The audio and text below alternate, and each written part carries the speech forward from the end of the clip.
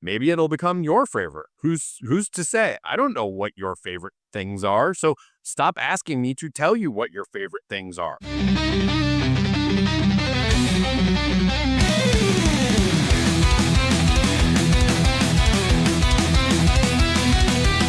Horror fans have had it pretty good the past decade. Thanks to streaming services and cable, we're able to get all sorts of horrific and violent horror stories that explore all types of subject matter and deliver all sorts of unsettling scenes and sequences. Whether you like Ryan Murphy's TV series, or if you like Mike Flanagan's TV series, or if you like something like Stranger Things. There's just so much horror TV content out there. I mean, who would have thought that The Walking Dead, a gnarly zombie series, would have become one of the defining TV properties of the past 15 years? Not me. I didn't think that. However, over the past few years, there's been one horror TV show that I think has been criminally overlooked, and that is SYFY's Channel Zero. It's not something that's completely invisible to horror fans. I'm not saying that no one has ever seen this TV show or I'm just discovering it or anything like that. But it's a TV show that never has gotten the acclaim that it deserves. I think one reason is just because it was on SYFY. So you had to either have a SYFY subscription or you had to try and track it down on the SYFY app. Luckily, Shudder now has all 4 seasons of Channel Zero available to stream. They've had them on there for quite some time. I don't know if they're going to be disappearing anytime soon, but if you haven't checked out Channel Zero, please do so now.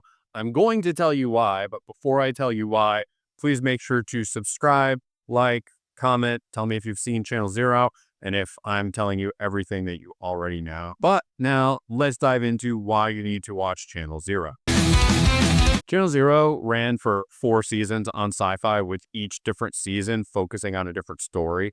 The series was developed by Nick Antosca, who has since gone on to work on the Chucky TV series. For those of you more tapped into the world of the internet, over the past decade, we've seen a rise in what are known as creepypasta. For those unaware of creepypasta, the short version is that they are internet stories that circle all over the internet that almost come across as firsthand accounts. So it's sort of internet urban legends or myths. I would say Slender Man is probably one of the most well-known examples of a creepypasta story. So Nick Antosca used certain creepypasta stories to develop each season of this TV series. What's so interesting and so fascinating is just the way creepypasta stories are told, between the typical firsthand nature or firsthand account of myths or legends or supernatural events that most readers have never heard of before. They're always much more intriguing than your standard killer or psycho or outdated urban legend, like about the hook hand on the car door or trying to pet your dog and getting licked, and it turns out it was a psycho killer who licked your hand and not your dog. It's almost like scary stories to tell in the dark, but for the internet age. So he used these various creepypastas to ignite his storytelling. And throughout all 4 seasons of Channel Zero, the nature of these stories allowed for much more surreal and cerebral and bizarre storytelling than you might see in something like The Walking Dead or American Horror Story. The first season of the series is titled Candle Cove, and it's based on a creepypasta of the same name.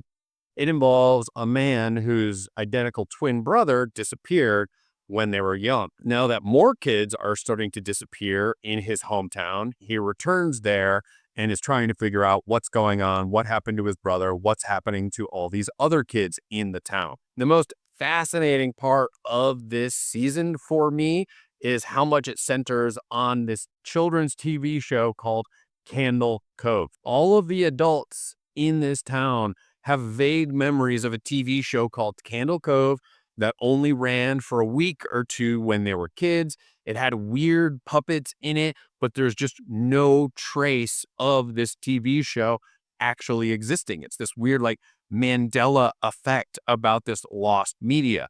And the broadcast of Candle Cove just so happens to sync up with the fact that there were weird disappearances that happened in this town. So over the course of this season, this brother is trying to figure out what the connection is between Candle Cove, the disappearance of his twin, and that's only the tip of the iceberg because there's lots more even weirder things going on in this very first season. One of the highlights of this first season is it also gave us the creation of this strange monster of this child who is made up of human teeth. And that hopefully gives you a sense of just how bizarre all of the imagery and the storytelling is in this first season, and it extends to the other seasons of the series. Season 2 of Channel Zero is entitled The No End House, which is inspired by the creepypasta of the same name. It focuses on a group of friends who get an invitation for this rumored haunted house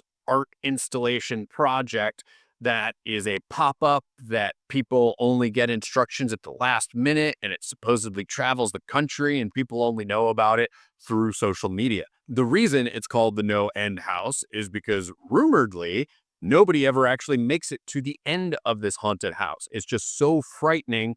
No one has ever made it that far. They always tap out. They always bail before getting to the end. As you can imagine, this story follows what happens when you do make it to the supposed end of the No End House. And the very first episode alone shows that these friends exit the house and have entered an alternate reality that looks very much like their own, but is really messed up. The No End House in question largely wraps up in that first episode, and then the subsequent episodes are about these friends trying to figure out why they're in an alternate reality, what is going on, why people that they know are dead exist in this alternate reality, why certain people recognize them, why other people don't recognize them. Honestly, season 2 of Channel Zero is my least favorite of the 4, but part of the joy of Channel Zero is how each different season explores an entirely different storyline, an entirely different subject matter. So what doesn't work for one person fully works for another person. So season 2, I fully think is worth watching. Maybe it'll become your favorite. Who's to say? I don't know what your favorite things are. So stop asking me to tell you what your favorite things are. All I can tell you is that of the 4 seasons, season 2 is my least favorite, but it's still very much worth watching. Season 3 of Channel Zero is called Butcher's Block. And this is actually the storyline that most people think diverges the most from the source material, for better or worse. Butcher's Block is based on a story called Search and Rescue Woods. Butcher's Block explores what happens when 2 sisters who have a familial history of mental illness move into a new neighborhood. And in this neighborhood, there's all sorts of strange reports about disappearances and vanishings that are all connected to this one meat packing plant that used to be owned by a certain family in this part of town. Strange things start to happen to these sisters. They witness bizarre things in their neighborhood, and they might start to unravel the answer for why all of these disappearances have been happening in this neighborhood. This season features some of the more visceral and gruesome violence in all of the seasons. That's not to say that the only reason this season works is because it is violent, but if you prefer your horror stories to have more violence in them, then Butcher's Block might be more up your alley. The previous seasons had their fair share of unsettling imagery, but there's more blood and guts in Butcher's Block than in any other season of Channel Zero. It's also the only season that has Rutger Hauer in it, so that's another reason to enjoy Butcher's Block.